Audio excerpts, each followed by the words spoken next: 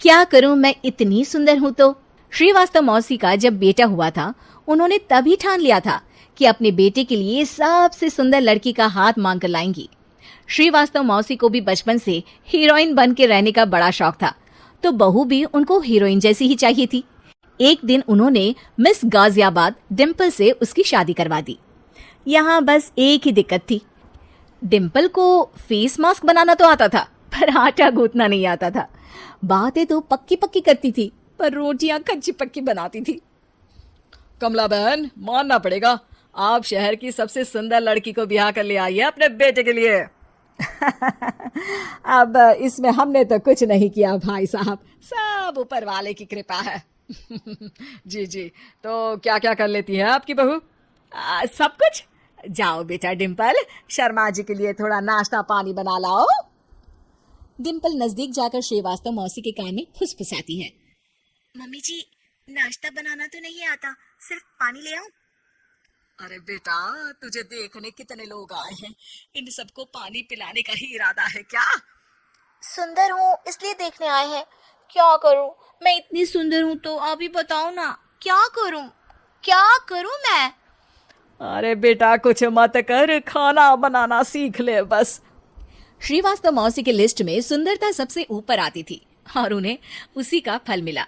उनके बेटे अशोक ने एक दिन माँ से शिकायत की। माँ, कैसी बहू ढूंढ कर लाई हो?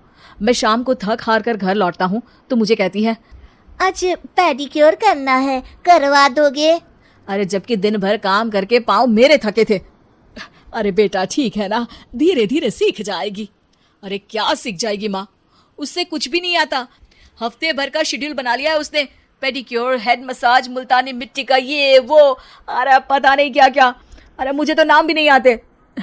देख बेटा, खाना बनाना, सब्जी काटना, ये सब सीखा जा सकता है, पर सुंदरता नहीं सीखी जा सकती। इतनी सुंदर बहू मिली है, फिर भी तू खुश नहीं है, कैसा बेटा है तू? श्रीवास्तव मौसी का मानना था कि समय रहते बहू सब सीख जाएगी, पर मिस गाजियाबाद से शादी कराने के बाद घर का जो नाम हुआ है वो जरूरी है। अरे सबकी बहू खाना बना लेती है, हमारे घर में तो काम वाली दीदी भी है, पर हमारे घर में जितनी सुंदर बहू है ना, उतनी किसी के घर में नहीं। ऐसा श्रीवास्तव मौसी सबको कहती रहती। फिर एक दिन वो हो गया जो नहीं होना चाहिए था, डिम्पल को पिंपल हो गया। डिम्पल घर में छुपी बैठी थी, पर ऐसी खबर छिपती कहाँ है। शर्मा जी घर में अपने बेटी की शादी का न्योता देने आए तो उन्होंने पूछ लिया, अरे आज आपकी बहू नहीं दिख रही? हाँ, वो ना थोड़ा काम में बिजी है, आती ही होगी। और इतने में डिम्पल सही में किसी काम से वहां आ जाती है। बस शर्मा जी की नजर पड़ जाती है डिम्पल के पिंपल पर, जो उन्हें चांद पे दाग जैसा लगता है। पूरे शहर में बात फैल जाती है कि डिम्पल को पिंपल हो गया है। ये दिक्कत काफी गंभीर थी और श्रीवास्तव मौसी को पता था कि अगर ऐसा चलता रहा तो उन्होंने जो हासिल किया था सब मिट्टी में मिल जाएगा। उन्होंने फट से डिम्पल को अपने कमरे में बुलाया। अरे बेटा, शर्मा जी के बेटे की शादी 1 हफ्ते में ही है, हमें उससे पहले ही तुझे वापस सुंदर बनाना पड़ेगा। तू बता, तुझे मेकअप के लिए क्या क्या चाहिए? डिम्पल की दी गई लिस्ट का सामान श्रीवास्तव मौसी शाम को ही ले आती है और उसके बाद शुरू होता है डिम्पल का मेकओवर।